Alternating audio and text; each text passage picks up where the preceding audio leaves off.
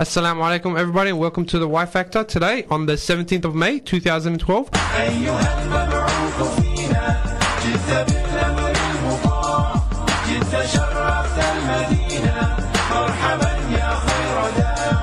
I am joined in the studio by my best friend in the whole world, Mr. Jamel Rathborn. That's right, I'm so touched. Oh, that's okay. Oh, you want to hug? Oh, okay. Now, you're one of the guys that doesn't like that, if I remember correctly. That's right, good. Yeah. Yes, no inappropriate touching, Roshwani. Nah, as you wish. And we have with us a very special guest, don't we? What are you laughing at? Mr. Chad, how are you going? Good, alhamdulillah, yourself. So we've got Mr. Chad here as our special presenter. He's doing, let's say internship. We'll say internship. To professionalize it. Short-term, temporary, wants to get more active in the community and help out the Y Factor. That's good, that's good. That's good. We don't get a lot of people that are wanting to be more active. You got the same kind of group that always works on the different events. Yeah, I think there's a saying, it's like 10% of people do 90% of the work. Yeah. Something like that. Yeah, as we know. Yeah, and you've also got, majority of the time, it's 10 sisters to one brother. Yeah, that's another thing as well. I mean, it's always, why do guys not believe in community activity? I don't get it. No idea. What are they actually doing with their spare time? If the sisters who have like these curfews and stuff put down, most of the time by their parents and stuff, what are the guys doing? Just chilling out at cafes? Good question. I don't know. I mean, like, I can see why you would want to chill out. It's so much fun to do nothing, you know what I mean? But like, it's pointless, isn't it? You tell us, Chad, what was it like before you joined the program? Wasn't your life a little bit pointless? Yeah, actually it is. Like, I'd sit at home and do nothing all day. And I'd feel like, I've done so much today, but really I've done nothing. I have uni assessments lined up, and I'll leave them to 12 o'clock at midnight and then rush. The day before. Yeah, I've got one due as well, which I haven't touched. But let's not talk about that. Let's talk about something else. Yeah, no, but I think I was pretty much the same. I used to play a lot of video games before I joined the community. You play video games? Yeah, of course. Are you serious? I'm a big video game buff as well. Yeah, yeah. I just fist bumped Jamel again. Respect. Nothing interesting about video games. Oh, that's a controversial thing to say, especially in here. Get out. I think the door is right here, buddy. We haven't even been in 5 minutes. Come on, So is that what you do in your spare time? Video games? Now, no. Are you serious? I don't have time. I'm always working with the Y Factor. Unfortunately, yeah. I do have time for a good FIFA match, with my brother, but no. What do you do with your spare time then, huh? Tell us a little bit about yourself. Facebook? Oh, Facebook. That's interesting, because we're going to be discussing that after the news headlines. That's right. We've also got a couple of other interviews lined up for today. Yes, that's correct. We have some awesome big interviews with some big community people. We have Randa Abdel-Fattah coming on in a couple of minutes. Famous author. She was also a guest talent on our launch. Our launch, yes, she was. And she wrote an article the other day on the ABC Drum, about what Palestinians have to do to get themselves heard, to get themselves noticed after the mounting hunger strikes for the Palestinian prisoners. It was a great article, and I can't wait to speak to her about these great initiatives and what Nakba Day means to the Palestinian community. One other big guest we have is a student, Ehssan Veiszadeh, a journalist in Canberra, who's going to be speaking to us about the budget and its implications on the general community. And he's the husband of Ehssan Veiszadeh, who was also another special guest on our launch. Oh, well, actually, this is like a throwback to our launch, isn't it? A bit of a retro episode. Yeah. Going back and forth in time. Yeah. No, so it should be a very, very interesting episode. I can't wait to get into it. And we're also going to be discussing, as Chad brought up, Facebook and the implications of Facebook discussion, since it seems to be a lot these days, especially on our page. Yeah, all the dramas, whether it'll draw you to the Facebook page or pull you away. That's right. We've had a couple of fiery discussions over the past couple of days. It's almost daily, I think. Yeah. I mean, it's the place to go. It's fiery discussions. Yeah, I mean, that's a good thing. We love a good discussion on the Y Factor page, but once again, we'd like to remind everybody that please be respectful to other people. And, just as long as your comment is not against personally someone else, we're happy. Yeah. Yeah? Just a reminder, this episode is brought to you by Flame Steakhouse in Bankstown. Yep. True Elegance Videography and Sutton's Holden. In Greenacre, who are holding a sale over the next couple of weekends. We'll tell you more about that later. It's a pretty awesome sale. They're going to have heaps of free stuff to give away. Yep. So stay tuned for that. You could win yourself all sorts of fun stuff. Inshallah. Okay, now for the news headlines. The Y Factor. Moving on to international news. 5 people have been killed and about 20 injured in sectarian clashes in northern Lebanon, linked to unrest in neighbouring Syria.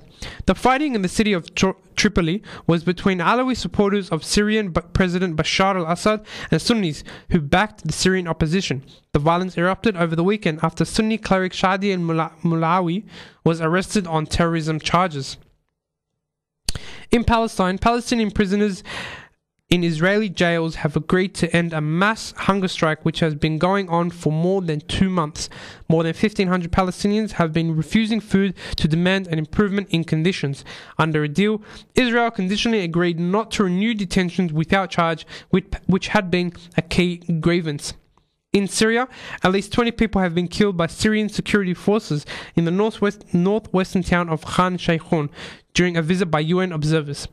Unconfirmed reports say the deaths occurred when security forces opened fire on a funeral procession in the town. 3 of the monitors' cars were damaged in the blast in town, but the observers were not hurt, the UN said.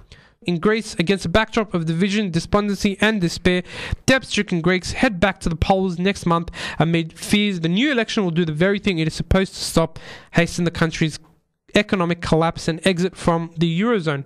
After a week of political high drama following inconclusive elections, feuding party chiefs acknowledged their inability to form a unity government yesterday, with several blaming Alexis Tsipras, whose left coalition party, Syriza, has taken Greece by storm. So they'll go back to the polls soon and hopefully can conclude that episode.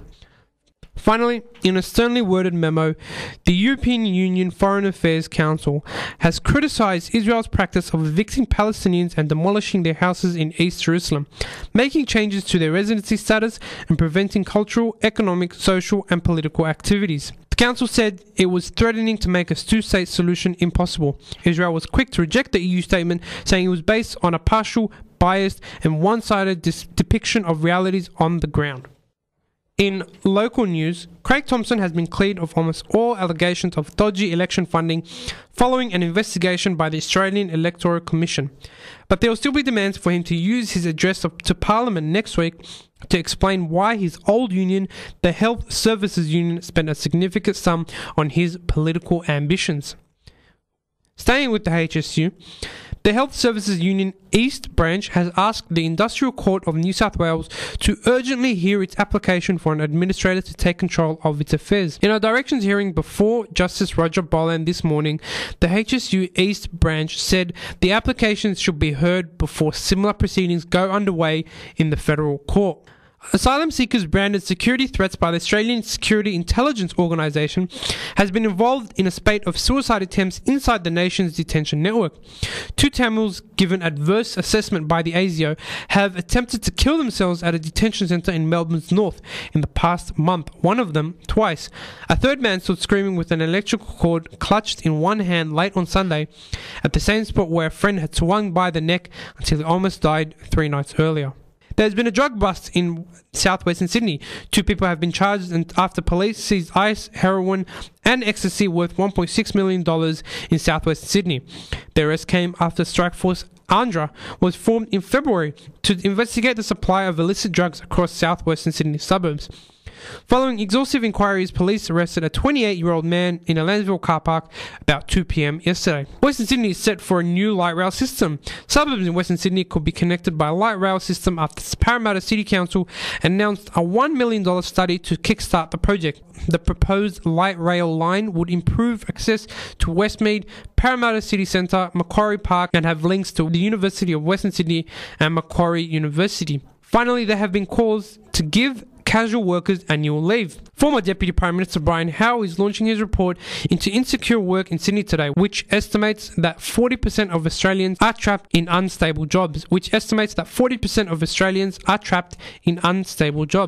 It recommends that casual work only be allowed in situations where work is irregular or short-term and that employers be banned from creating temporary jobs where there are reasonable grounds to expect the work will continue. That is the news for you this week. How does it happen? You're coaching the crew, or printing the news, or straining till you thought you would burst. You sure got a thirst? A hard-earned thirst means a big hot steak. And the best hot steak is at Flames. Flames Steakhouse.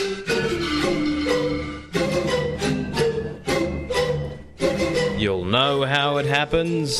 You're treating their sprains, or fixing the trains, or trying too hard to come first. You sure got a thirst. A hard-earned thirst means a big hot steak, and the best hot steak is at Flames. A long hot steak. It can come in any time. You're taking a vow, or feeding a cow. Matter of fact, I got it now. A hard-earned thirst means a big hot steak, and the best hot steak is at Flames. Flames Steakhouse in Bankstown. All right, welcome back, everybody. We just heard all the news headlines, and I'm sitting here once again with Jamel and Chad. We're going to be doing a bit of a talk on the implications of Facebook discussions. What do you think, boys?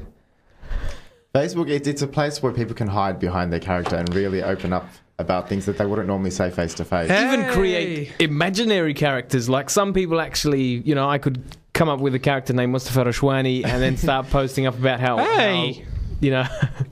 No, you know what? You're right, because there's always that kind of security to know that nobody can see you. I actually know one guy who safe like that. There's a friend of mine who didn't have Facebook. Somebody created an account for him and then started posting up all sorts of crazy stuff. Really?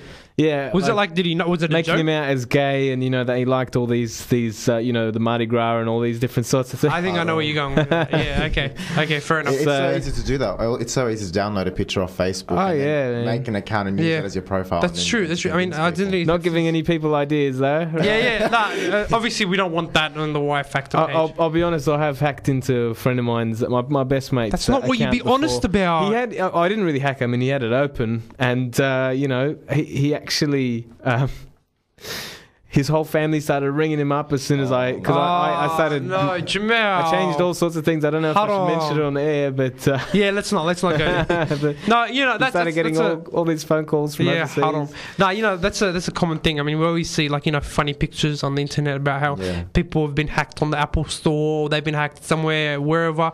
Like, a good joke is a good joke. But when you've taken it too far, where you've put on this kind of face for other people, and it's public, it's everywhere, everyone and it's sees aggressive. When it's aggressive, that's when the problem comes out. I mean, you're talking about discussions, not hacking Facebook. Not necessarily. I'm talking about when people put on a face, like people aren't themselves on Facebook for a certain reason. I mean, not everybody speaks normally in capital letters. Well, how do you know people aren't just sort of bringing out what's really their inner self like to vent through Facebook? Vent themselves. And when you actually meet them in person, they're all nice and, you know, I mean, like that's but really, when they're online, the real person comes out. Do you think in real life they're putting on a face? Yeah, online, their true personality comes out. I'd say so, because people have more time to think about what they're actually typing. And it can be vice versa too, because people can put on fake characters online and be themselves face to face. So there's that as well. That's true, I guess. I mean, that's a valid point. I mean, some people probably would do that because it's so much easier to just kind of, you know, be yourself online. You can just think about what you're writing and make sure you edit here and there. Like, think of people with low self-esteem who on Facebook have that courage to say things they normally wouldn't to people, or to do things they normally wouldn't. So yeah. I think, well, okay, fair enough. I guess then there's positives and there's negatives. I mean, you get to see real people's characters online, but you also get to see the wrong kind of characters online. You see people's aggression. Now that's a problem for me. I mean, like, if you want to discuss things, we can discuss things. I mean, there's some great ideas that are thrown around, as you told us earlier, Chad, about, you know, anything at all, you know, about politics, about cinema, about TV. You know, Mohammed Tapa set up that about TV. Yeah, been hearing some great things. As long as personal attacks are not coming into it. Personal attacks is what gets me angry. Or if somebody's just got a really messed up sort of viewpoint. Like, I mean, I know one guy who was saying... What was it, Rashwani, on our Facebook page? He said that he doesn't believe in women's liberty. It wasn't on our Facebook page. It was on another discussion. Oh, okay, all right. Luckily, because so it wasn't on our Facebook page. If he said it on our Facebook page, there would have been implications. No, he didn't say it on our Facebook page. Okay. It was on another thread on somewhere out there on Facebook, which was quite heated. I'm not going to say who. I'm not going to say why. But it was about women and, you know, women's fashion. Yeah. So my point on there, when I jumped on there, reluctantly, by the way, was that because it was mainly males discussing women's fashion, I thought it was a bit inappropriate. I mean, like, you know, you're males, you're men. Stay out of that. Stay out of it. Probably dressing in trackies X and that's right. I mean, like whatever you're wearing. You can't forget the Nike Airs. Yeah, and the baseball caps. The ratties. And all those kind of no, not even that. It could be just brothers who just don't have any sense of what looks good with dress. But I mean, stay away from the sisters. It's not like, but they were saying, you know, fashion is haram, whatever. Like whatever your opinion on the things are. They're just throwing their opinions out. I think it's important to respect other people's choices. I mean, if someone chooses to do certain thing, all right, you know, you respect you whatever you think. If you think that's wrong, if you think that is something that shouldn't happen, it's haram, it's un-Islamic, whatever you think, keep it to yourself. Because there are people that get offended, and that's honestly that they have a right to be offended. Well, but then they would put forth the argument, well, you know, you have to sort of stand up for truth and you know, push people away from the bad and stuff like that. But I think maybe the way that they go about it actually pushes people away from. If they feel that it is so evil that they need to speak about it out in the open, maybe they should just go up to that person that they want to speak to in private and say, listen, you know, I just think this, that, I don't think it's right. Look, that's the right thing to do, but how often does that actually happen? Well, that's the thing. That shouldn't be happening more often. Well, public defamation has never worked in order to try and, or, you know, public criticism or even private criticism in a way that doesn't have hikmah, where you're actually attacking a person's values or, you know, something that they feel strongly about, has never really worked to push somebody towards your own personal viewpoint. Yeah. So, for example, say if a brother is trying to say, you know, this sort of wearing the hijab but also wearing fashionable sort of clothing is, you know, this is wrong and this is like you're doing something terrible and like starting to attack the person's character, they're not going to respond as much if you had perhaps done it with a bit more hikmah. That's right. And you think about the way of the Prophet ﷺ, where he would have mercy towards people when he actually gave them nasiha. So that way they would actually come closer to his viewpoint and his way. Because it would incite a positive reaction. Yeah. You don't want to incite. See, when you attack someone, they're going to get defensive. They're going to put up walls and they'll be like, no, I reject you. They'll definitely get defensive. They'll definitely, because you're attacking them and you're attacking them in public. Yeah. You know, it affects them. So even though... Their reputation, their image. That's right. Exactly. That's right. For example, so even though I personally prefer like more modest sort of dress, more, you know, humility, all that sort of stuff, I'm not going to go and say, talk to a beloved one of mine who dresses quite fashionably, even with the hijab and that, and sort of say, you know, cut it back. Well, force something down their throat. You know, you have to do it. With you can't enforce your opinion on someone. If you disagree with what they're doing, or you should advise them about that, but you can't really force anyone to do anything. Especially if because the problem is that they'll move further away from you, and probably deeper into whatever they're doing. Yeah, but I mean. Even then, like it's an opinion. Like you should respect that it's an opinion. It's not fact. And when people believe that their opinion becomes fact, that's when we got problems, because they don't have the right to make their opinion a fact. If they were alim, if we're talking about scholars discussing, okay, you know, right, go for it, you know, and you have the right to talk about it. But we're talking about Facebook people, you know, young people from the community. I don't think we have the right to judge others on what is haram, what is halal, what is, you know, I just don't think we have the right to do that. We're not in a place right now to be able to pass that kind of judgment. You know what? I've found I know one sheikh. I actually heard that the way that he actually brings people to Islam is he exactly like you said, he doesn't actually attack them. He doesn't. He's not judgmental towards them. Right. Even for example, one guy he knew was a gambler, and he would actually take him to the pokies. But also say, I'll drive you there if you let me drive you to the mosque for a lecture. So he would wean him off slowly, the gambling, really instead of it just being slam, you know, you have to stop, this is haram stuff. You know, he actually helped him get closer to Allah subhanahu wa ta'ala by actually taking him, you know, towards the masjid. So eventually the guy ended up changing his whole entire life around. And I've seen that story so many times where the people who have actually been attacked directly and they've been shoved things down their throat, they move further away from Islam. And the ones who actually sort of guided slowly, and this is through personal experience as well, they actually come a lot closer to Allah subhanahu wa ta'ala. The point being that shoving things down people's throat never works. No. Never works. And as You'll only build animosity between you and the person. That's right. And that person towards whatever you're trying to shove and down especially their if the grounds on which you are standing are shaky. So with gambling, it's not shaky ground. You know he's doing something wrong. Yeah. Do you know what I mean? Yeah. With things talking about women, about fashion, it's not 100% agreed upon. Do you know what I mean? Yeah. There's not something. It's shaky ground, and you can't come out and pass 100% judgment on something that isn't exactly 100% in general. I guess the other hard thing is that like at least the women are wearing hijab.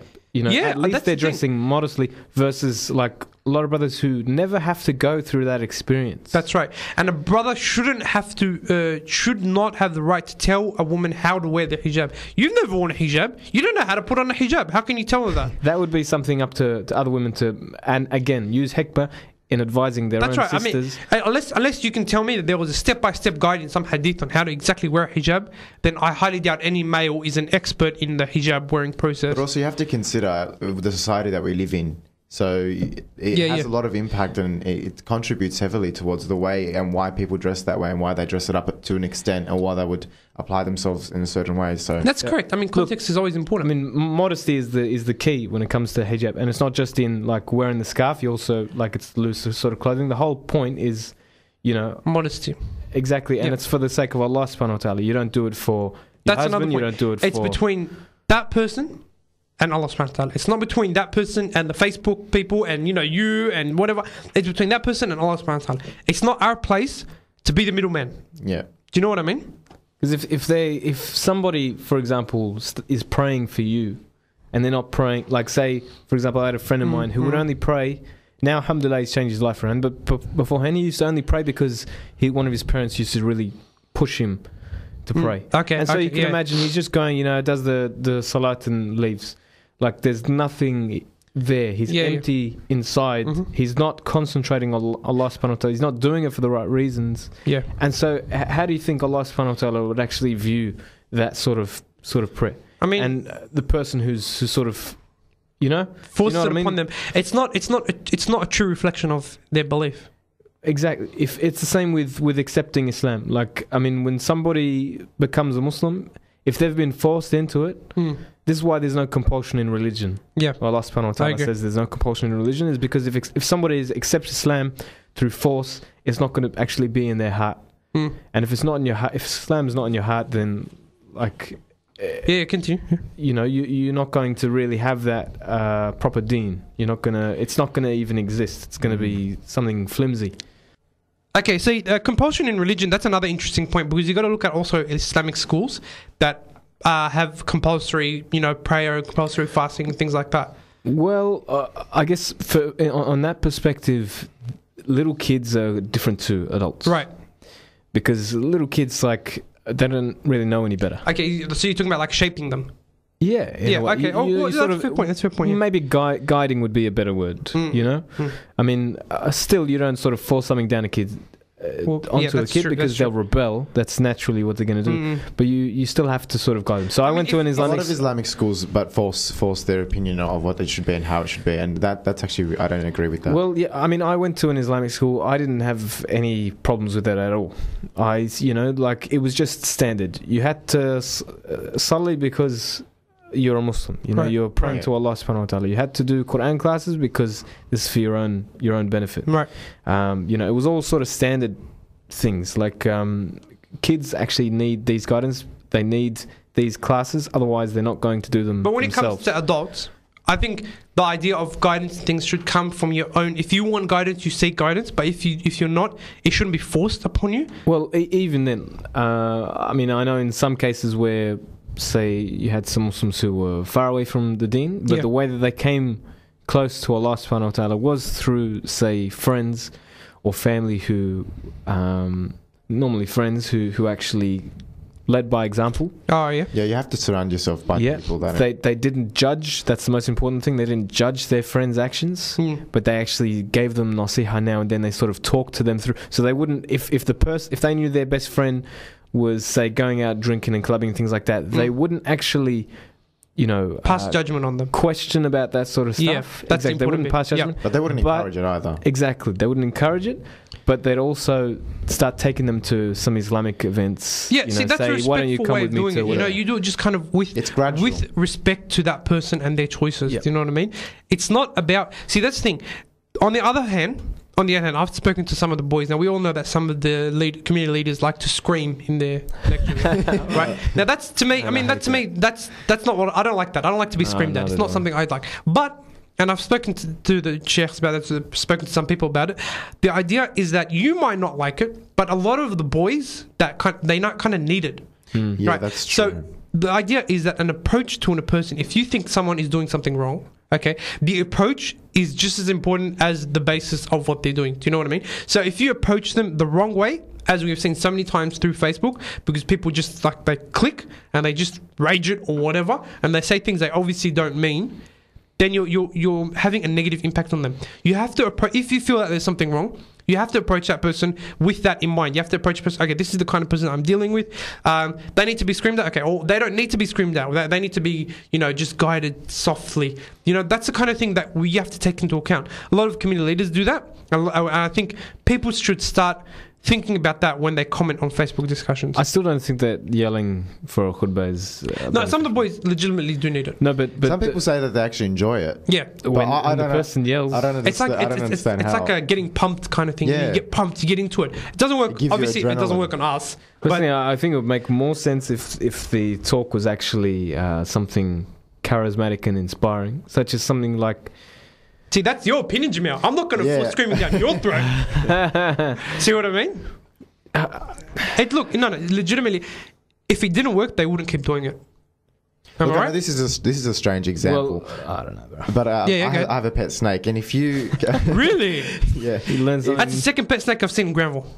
Really? Yeah, I've seen another pet snake. You can't just come and grab it because it'll just bite you. And if you want to hold it, you need to slowly let it come to you. You need to be nice to it, and show it that you're not going to harm it. You're not forcing anything upon it. Yeah. And I think that goes like a really good example of what we're talking about. That's a good eventually she comes. That's a good metaphor. We should keep him around.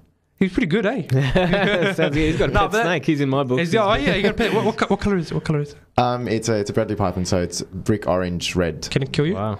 No, it's still Can't baby. kill you? No. Okay. Anyway, back on track. Sorry, I got distracted by the snake. He's got a snake. Yeah, so you're right. The approach is always important. And with these Facebook discussions, because you can't see that person in real life, you can't judge their own kind of mannerisms. It's going to be either more offensive or less offensive. Do you know what I mean? It's going to hurt people. Especially on our Facebook page, on our group, we don't want people to get hurt. I think it's a cause for some people to actually leave the Wi-Fi. Yeah, we've had. Yeah, I know. We've had a couple of issues in that sense. I don't think people should leave, but I don't think other people should be yelling at them. Caps lock off, please. Because you read it out loud and you think, oh, this person's angry. This person is yelling at me relax, cuz. Seriously. No, but I think it's also a stark indicator of the Muslim community as is. I know some friends of mine from Western Australia, where the Muslim community over there is actually quite unified, compared to in Sydney, where they were sort of saying that the Muslim community here, if you're sort of in support of one masajid, or you're sort of putting your material, like your dawah material or whatever, at one masajid, another masajid is going to say, well, because you've done that, we don't want your material, sort of thing. Or if you've sort of petty things. We've also got Turkish masjids and Indonesian masjids and Lebanese masjids and all these different and Bangladeshi masjids. In Western Australia they don't have just one united community. Yeah. So, but do you think maybe it's because there are less Muslims over there? That's it kind could of be. Could also be the climate. It could. I mean, it's always hot there. It's never cold. It's like they. So maybe because of that, people just just let it go. Just let it go. It's okay. Just go to the pool. And because it's cold in Sydney and our weather's always changing at the same, it's bipolar weather in Sydney. The people also are bipolar. You know what I mean? We're full of metaphors today, aren't we? Yeah, no. I see what you're going there. People are kind of jumping around. Look, Muslims have always had this kind of problem, this kind of insecurity and this kind of lack of unity. We've always had this problem wherever we go. We lack a unity when we're together, but when we're together, we unite together and we're strong when we challenge other. Yeah, when we have we have a big problem, an overarching problem. Yeah, we always find it difficult to get along with each other sometimes, but then we can't really know how to come together. I mean, it shouldn't be that hard. Rashwani, you know what bugs me the most? Yeah, is people who complain a lot about other Muslims. They'll complain and complain and complain about things that other Muslims do.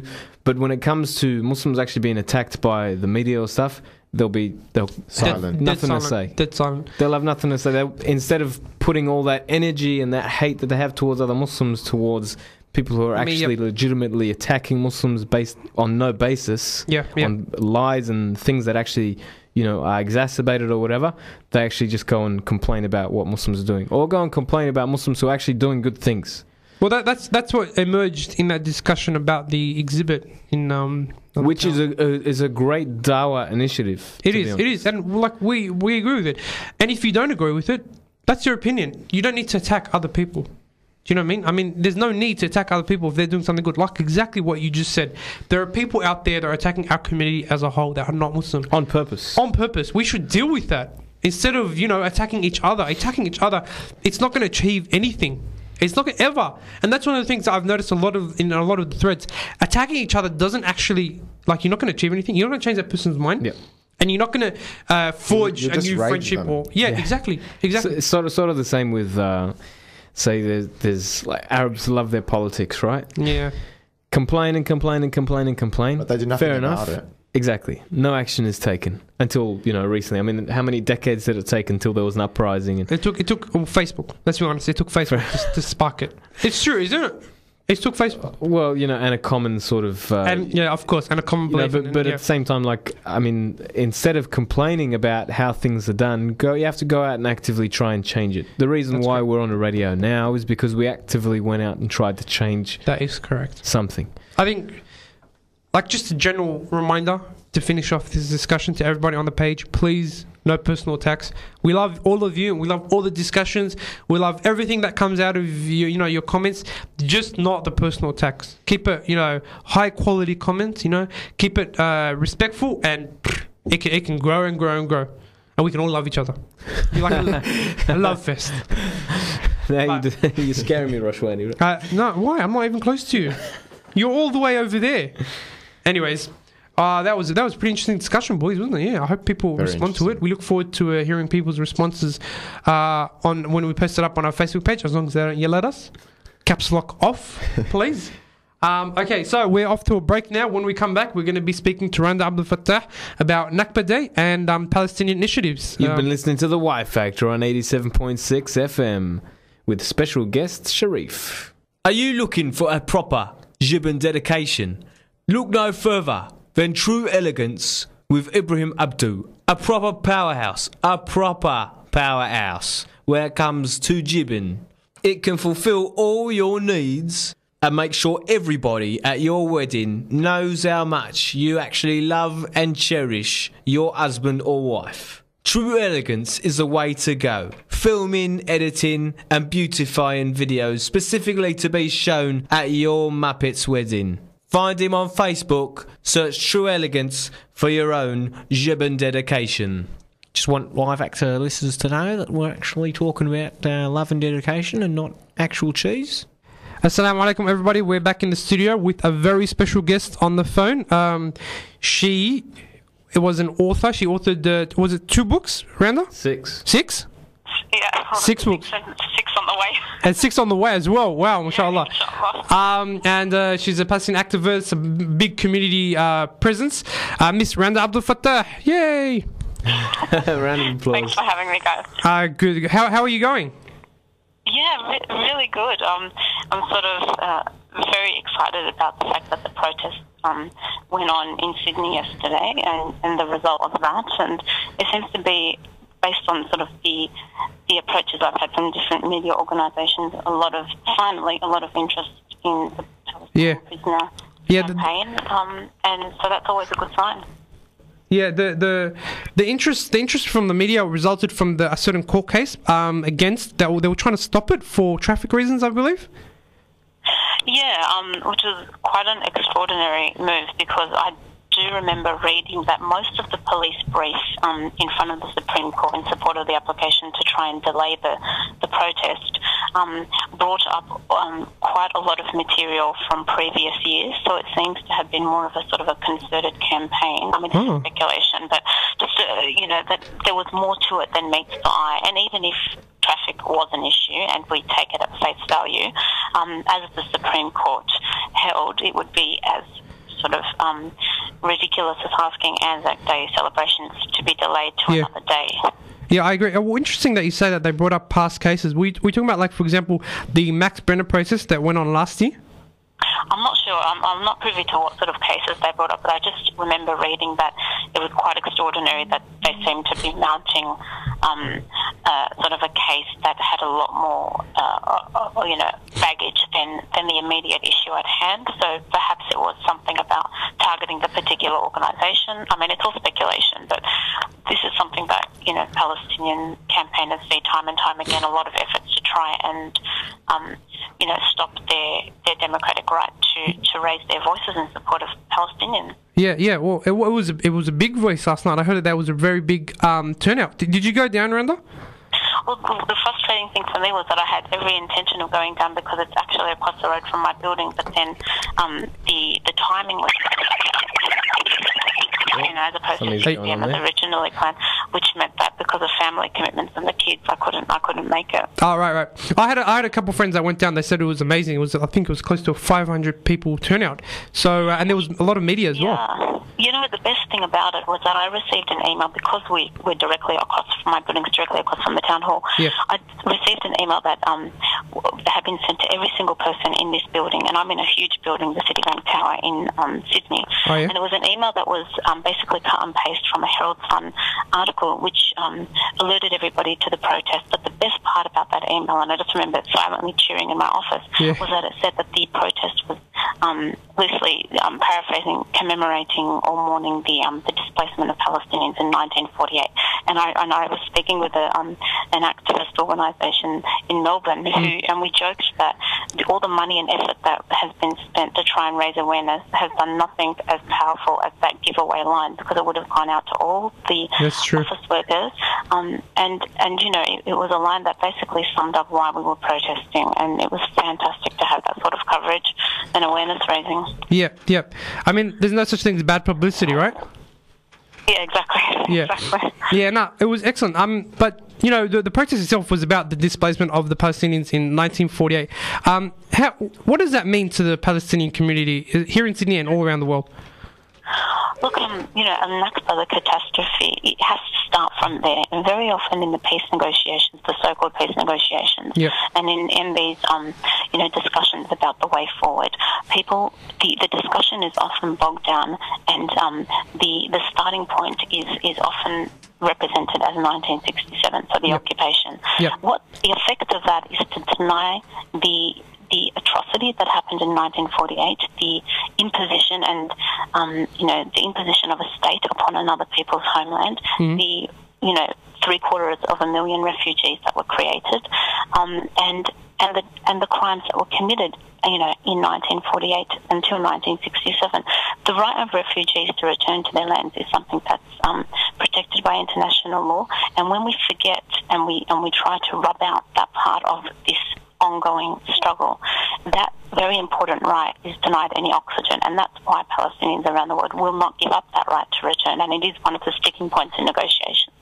And that's why it's so important that we commemorate what happened, because Palestinians were either kicked off their land, driven out, or made refugees on their own land. And, just to put it in context, what happened there, it's had an ongoing tragic impact on Palestinians right around the world, because, families have been born in refugee camps, and, their existence has been stateless since 1948. A lot of criticism is levied at Palestinians. Or get over it.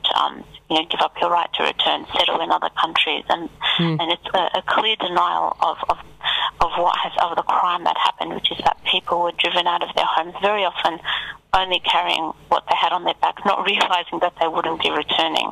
And not only that, then having a European Jew come in and move into their home I mean, this is what we're talking about here.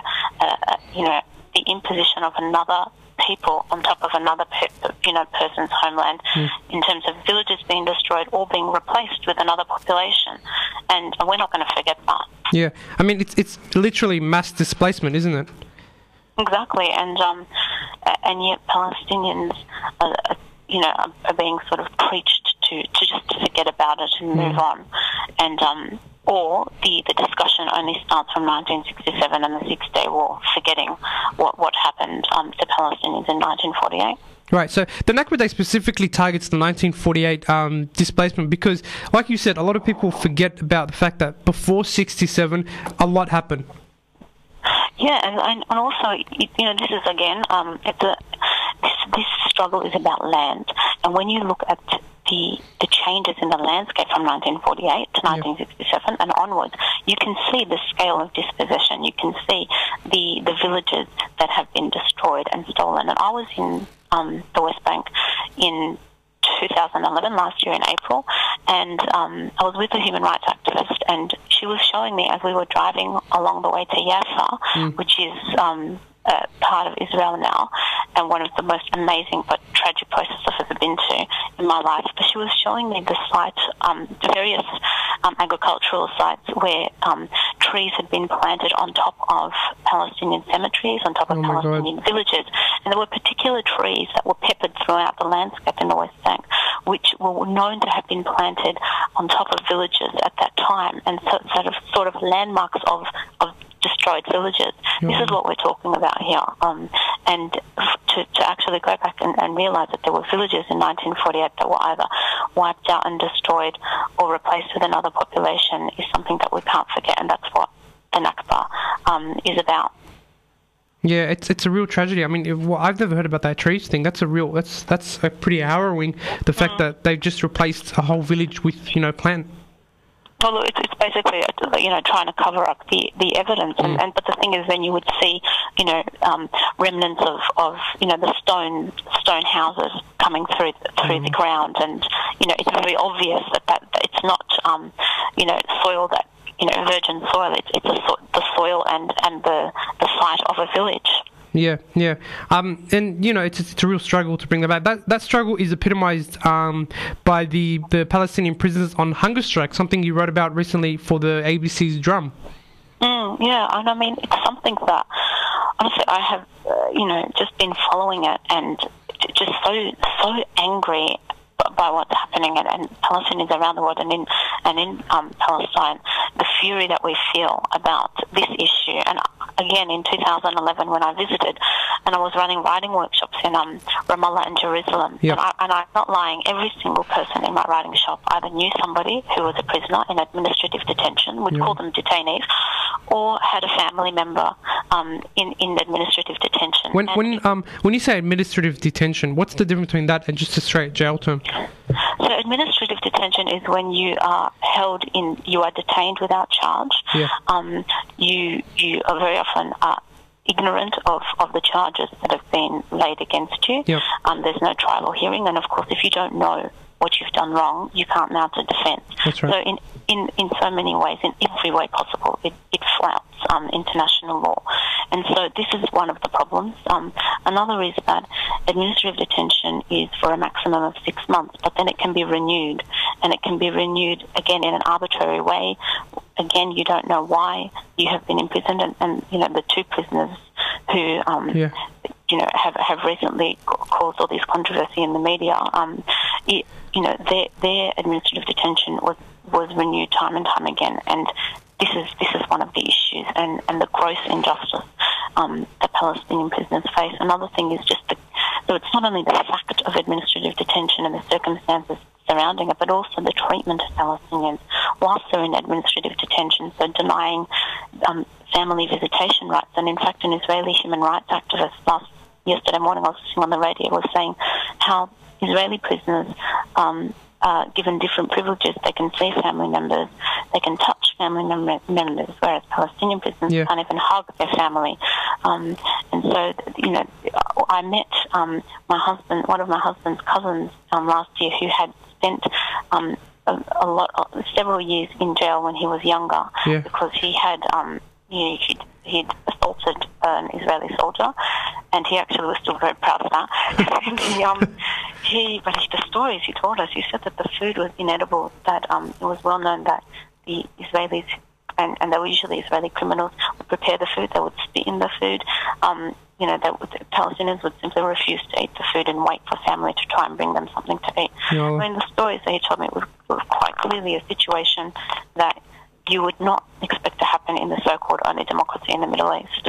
Yeah. Well, that's the thing. It's apparently the so-called only democracy. I mean, they're being denied their just basic human rights to at least see their own family members. Exactly. And I just want to make one point. I'm sorry just to keep talking, but No, that's fine. It's like a can of worms.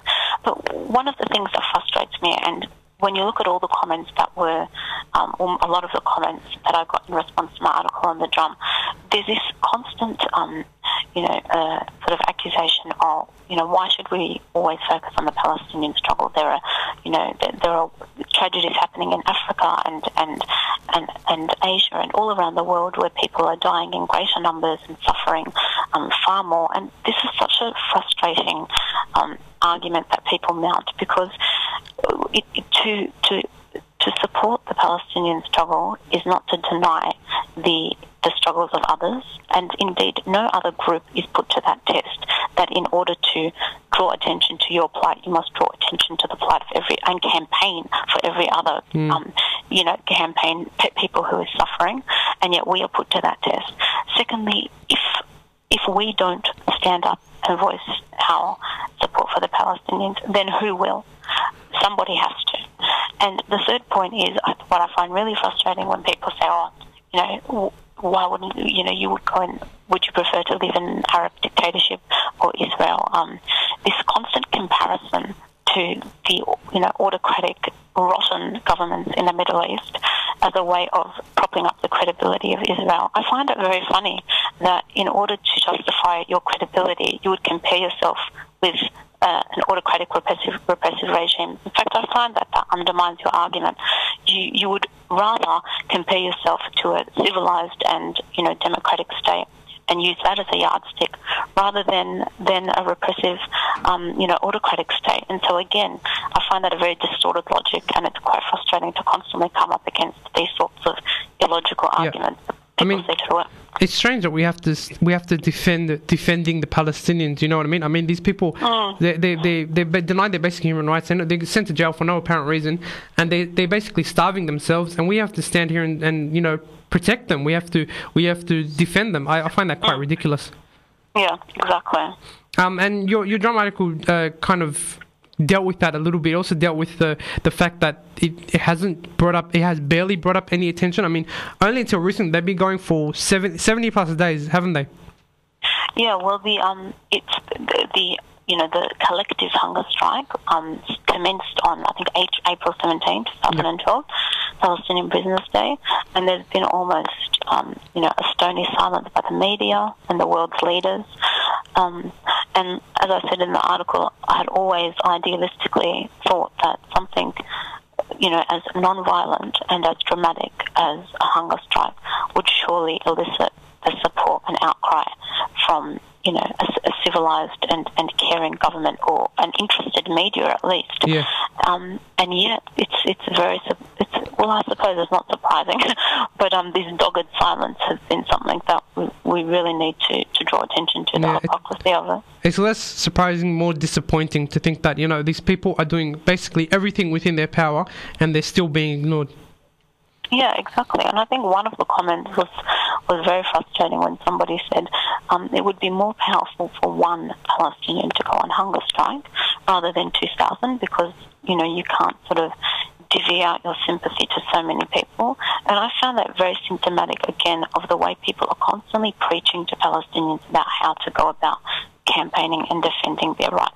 Yeah. They are constantly patronised and told, don't resist in this way, do it in this way. They're quite capable of choosing on their own terms how they're going to resist occupation without having to deal with such patronising, preach mongering.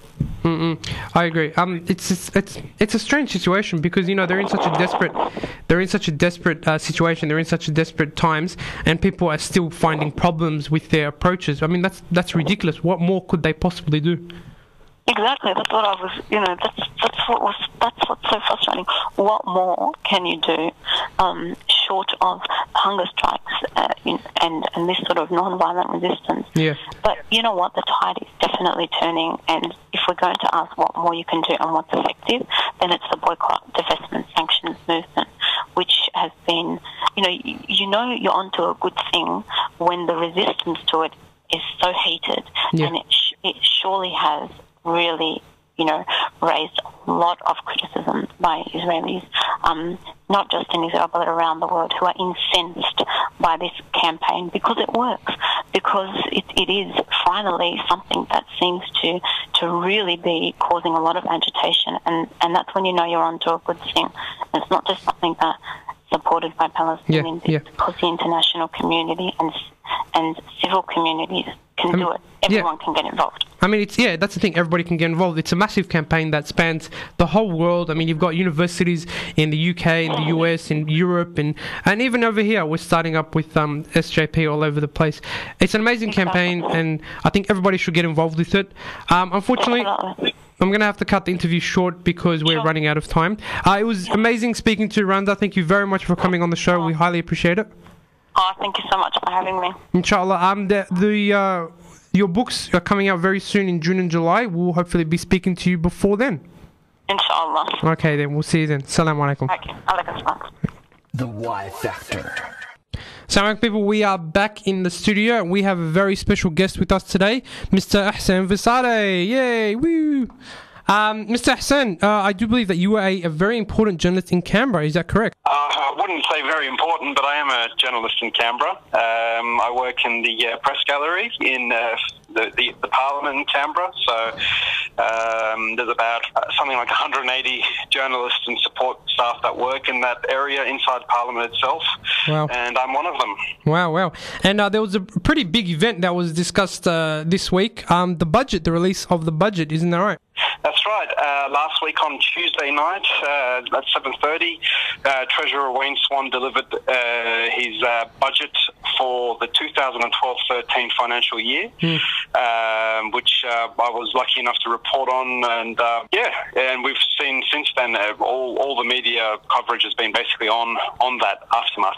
A lot of the media coverage has been on the aftermath of that budget. Yeah, it has. I mean, well, the Q&A episode was very much about that this week, wasn't it?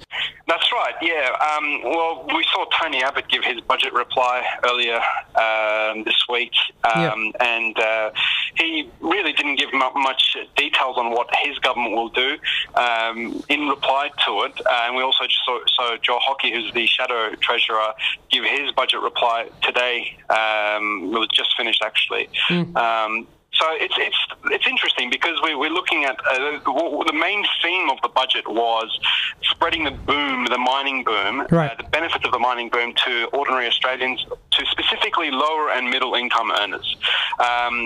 So Labor is really positioning itself as the battlers party. I mean, it always has been the battlers party, but I guess Julia Gillard is trying to revive that whole image of it being the battlers party, and she has been for some time, talking about the whole class difference between her party and Tony Abbott, that Tony Abbott bats for the higher income earners and Labor bats for the low income earners. So that's really been the theme in the aftermath of the budget. Yeah, so staying with that, how exactly do you think the budget is going to affect, low to middle income earners?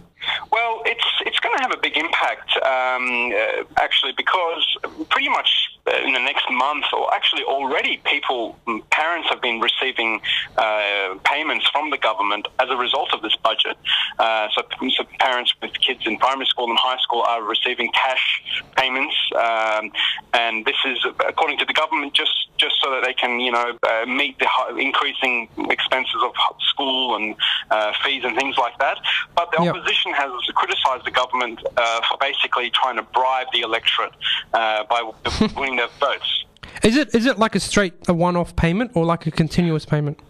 No, it's coming in installments. Yep. So it's not going to be, it's something like $400 for primary school kids and $800 for high school kids, but it will be in kind of installments.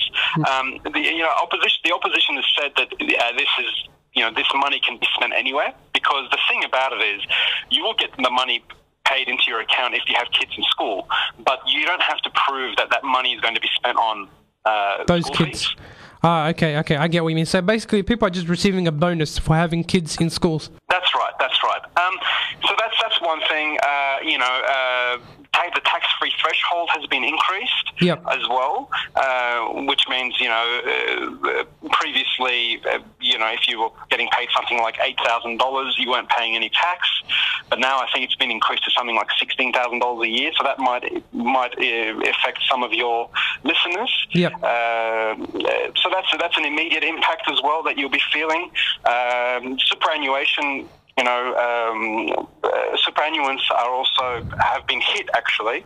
Interesting. The more wealthy superannuants are having their tax concessions taken away from them. Yeah. So previously they used to pay quite a low tax rate on the superannuation if you're getting paid over something like $300,000 a year, but now it's going to be around 30%. So that's going to be an immediate impact as well. That's an interesting point, because you said earlier that the budget was aimed at the battlers, the people in Western Sydney, etc., etc.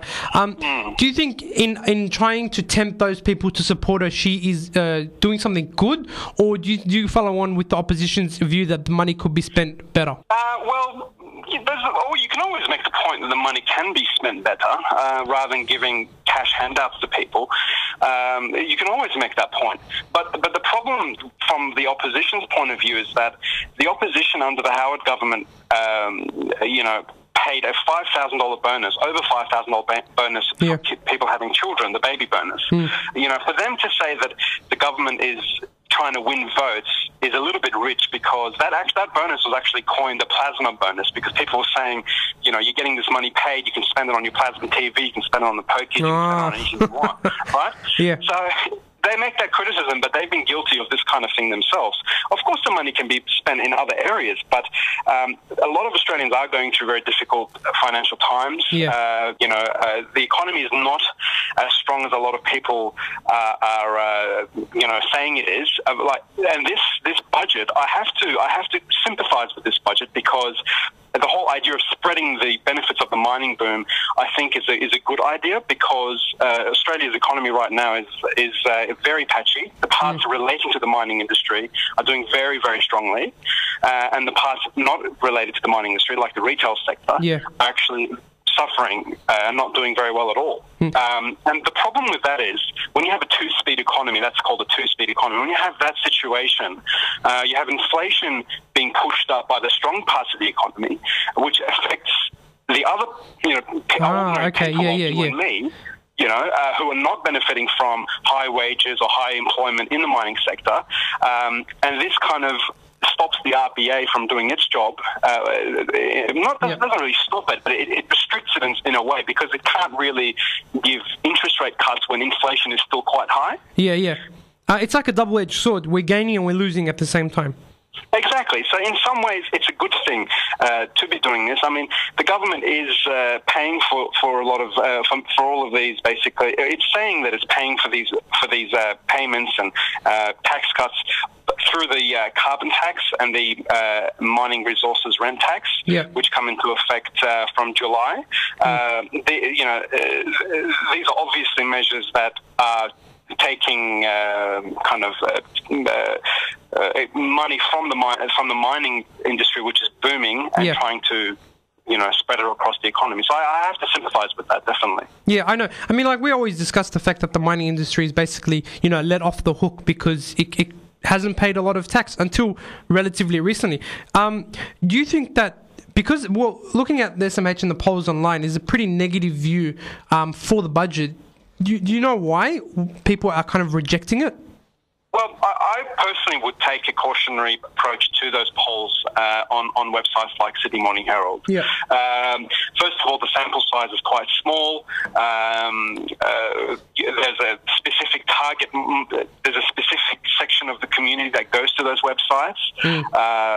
So they're not really indicative, I think, of the broad opinion of this budget. I think what's more indicative is perhaps a news poll that came out yesterday, I believe, which is a regular poll done by a News Limited affiliate, and that actually showed that Labor received a bounce in the polls as a result of basically people are saying as a result of the budget measures and perhaps this whole class warfare thing that is resonating with the electorate. So I think you will see in the coming months a positive reaction to these budget measures, but from the electorate. But the main things that might stop that is all these controversies that are going around with Peter Slipper, the Speaker of the House, Peter Slipper, and Craig Thompson, the former Labor member of. He's still a member of Parliament, but he's now an independent. And I'm sure your listeners know about this. Can overshadow quite easily some of the good work, I believe, that the government has done in its budget. It'll be interesting to see where that goes in the coming months. Yeah, I mean, stay with that. I mean, I know we were meant to talk about the budget, but that is an interesting point, that the impact Peter Slipper and Craig Thompson, the affairs they're having on the government. Do you think that it would, ruin all the good work that the budget has done to the point where they might lose the next election? Well, that remains to be seen, but there is definitely a risk of that happening. The government is definitely worried about this because actually on the budget night, they leaked some very important parts of the budget on the night and also the night before to the media, which is something that has actually really annoyed the media. A lot of players in the media landscape. You'd think that they'd be happy by that, but overall, a lot of people were very angry about it because what happens is on the budget day, 6 hours before the budget is handed down, and 6 hours before Treasurer Wayne Swan gives his budget speech in Parliament, media representatives from across the country go into what's called a lockup, which means they get all the documentation of the budget 6 hours before on embargo, on understanding that they will not publish it or send it out. So they can write all their stories, film all their video, TV pieces, packages, do all their radio things, and then bang on 7:30, they can send everything out, edited, polished beautifully. As you can imagine, this is costly for media organisations. So to go into a 6-hour lockup and then have the government leak most of the important parts of the budget at 5 o'clock on that day, 2.5 hours before, which is what happened to a few media players, really would annoy you as a media player. But the reason the government did that, people are saying, is that the government did not want the whole Craig Thompson, Peter Slipper debacle to overshadow the positive things it's trying to do in the budget. Because the night before the budget actually was handed down, a very scathing report was published from Fair Work Australia on Craig Thompson. It was an 1,100-page report that outlined claims, they had investigated, but there's still claims and allegations that Craig Thompson had spent thousands of dollars on escort services, on prostitution, on electioneering, on his own election campaign. So the government was clearly worried that would overshadow the budget, which actually it was doing so. It was. The coverage was heavily about Craig Thompson. So that's why they leaked it. But going back to your point in a roundabout way, it still remains to be seen what's going to happen with Craig Thompson and Peter Slipper. It's a very, very fluid situation. You could have a huge landslide like we saw in Queensland in the election next year. Or if things go pear-shaped for the government, which they easily could, they could lose the support of the independents, perhaps lose Craig Thompson, and we could get an early election. That could happen any moment. So really, everything's up in the air right now. Yeah, it's a very kind of balanced situation at the moment. And the budget, going back to the budget, it was a positive for the government in the way it's giving out, all the handouts and the things like that. But do you think that in terms of the surplus, because one of the major points was that we've now moved to a surplus, do you think that that's a good thing or a bad thing? Well, it's an arguable thing. I mean, most people that work that know about economics and finance tell you that it's obviously a good thing for governments and corporations and to be careful with their spending and always be in a surplus rather than a deficit. That's a given. It's obvious to be. It's an obvious fact that it's better to be in a surplus than a deficit. Right. But the timing of that is important. You can be in a deficit for a number of years and still have a growing economy, still be creating jobs, and be economically and fiscally a responsible government. Like you can do that, and many governments do that right now around the world. So that's one point. The other point is how quickly you go from a deficit to a surplus. Right now, in 2011-12, the government has recorded a $44 billion deficit. That's a pretty big hole. It's saying that it's going to turn that around to a $1.5 billion surplus within the space of a year. That is unheard of. You know, this level of cutting of spending it really has not been done before in Australian politics. Now, economically, first of all, we have to ask: is it possible? So the opposition is questioning that. But secondly, at what cost? Right. Is this going to occur? How many people are going to lose their jobs?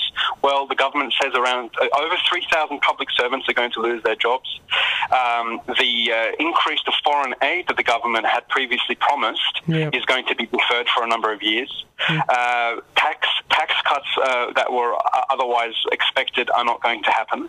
So there's a bunch of things that we were expecting to occur that are not going to happen. Now, what impact is that going to have on our economy? We're not sure. How much is that going to slow down growth in our economy? How many overall jobs are going to be lost? How much is that going to hurt business sentiment? You know, how confident businesses are? We don't know. So I'm of the opinion that it is too fast to go into a surplus, and it's quite obvious that it's a politically motivated kind of proposition to go into surplus for the Gillard government because they have an election coming up possibly in August next year if they survive till then. So if they deliver a surplus in May or in June, months before the election, obviously you'd expect that to give them a lift and to improve their dismal poll results that they've had recently. Now, this is really remarkable because we've gone from an era under Kevin Rudd where they were throwing money into the economy, spending as much as they could basically to stop us from recession, and that actually happened successfully. And now we're going into a period of fiscal discipline to an extreme level that could actually do the opposite. And so my opinion is it's too soon, but really the Gillard government did not have a choice because it has been really, really doing badly in the polls, and it most likely won't survive the next election. Unfortunately, we have run out of time. As much as I'm loving the conversation about economics and politics, it was a pleasure to have you on there. I bet a lot of people have learned a lot from what you just said, especially in terms of the impact the budget would have on them and on the government that runs, this country. So the Y Factor thanks you very much for coming on board. Thank you so much for having me, and inshallah I'll talk to you soon again. Inshallah. Yeah, assalamu alaikum. Welcome back, everybody. Well, that brings us close to the end of a pretty big episode, don't you think so, Mr. Intern? Yeah, it was excellent, beautiful. It was excellent and beautiful. What do you mean by that? What do you imply? Your voice implies something else. I've got Google Images open over here. Oh, is that how we're gonna go? Okay, Mr. Intern, there's the door. No, I'm kidding. Okay, just before we leave, we're just going to run through a couple of events. There's a lot of events coming up, isn't there? Some very interesting stuff. Yeah, we do actually. We've got the UTS Charity Friday coming up. It's the best party is the adult-sized jumping castle and sumo wrestling suits as well. It's on Friday at 10 a.m. Make sure you go there. Don't miss out. It's at UTS. Wait, what did you say there was going on? What was the best bit? There's a jumping castle, adult-sized. What? An adult-sized jumping castle, yeah. What? Have you ever been on one of those? Well, I've been on the kids ones. Everybody's been on the kids. Not now. Not when I was younger. Oh no, now too. Yeah. Now I'm too old for that kind of thing. But the adult-sized one, and sumo wrestling too. Yeah. And sumo. Yeah, I don't know. That's not. Adult-sized jumping castle is like on a higher pedestal. Don't miss it, guys. It's going to be epic, inshallah. Gold coin entry is required, and all donations go to Syria. So you're having fun for a good cause. It's amazing. What you can do with the adult-sized jumping castle. Anyways, so the next big event is the Silence is Betrayal flash mob on Saturday. Now, we can't reveal too much about it. We can't reveal. I mean, this is very mysterious. All we can reveal is that it's a flash mob about Syria. So there's going to be a lot of kind of displays and a lot of amazing people doing amazing things. It's all about the Syrian regime and how we want to raise awareness about the destruction that it's causing. It's on Saturday at 1 p.m. Please go on Facebook. I can't reveal that much more. It's a very big secret. Next week we'll be dedicating most of the episode to it, so stay tuned. But check it out on Facebook, and you can understand why I can't speak about it. Right, the other event coming up is the Elephant in the Room, the Human Rights Short Film Festival.